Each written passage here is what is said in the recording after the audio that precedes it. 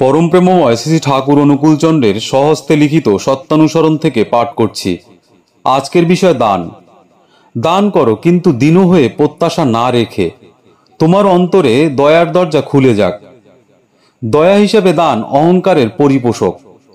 যিনি কাতরভাবে তোমার দান গ্রহণ করেন, গুরুরূপে তিনি তোমার হৃদয়ে দয়ার ভাবের উদ্বোধন করেন। অতএব কৃতজ্ঞ হও।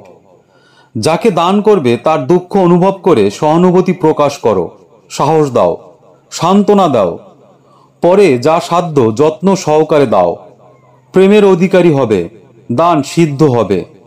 দান করে প্রকাশ যত না করো ততই ভালো, অহংকার থেকে রক্ষা পাবে। অপরের মঙ্গল কামনায় নিজ মঙ্গলের প্রসূতি। কাউকে ফিরিও না। অর্থ না হয় সহানুভূতি, সাহস, সান্ত্বনা, মিষ্টি কথা, যা হয় একটা দাও। হৃদয় কোমল হবে।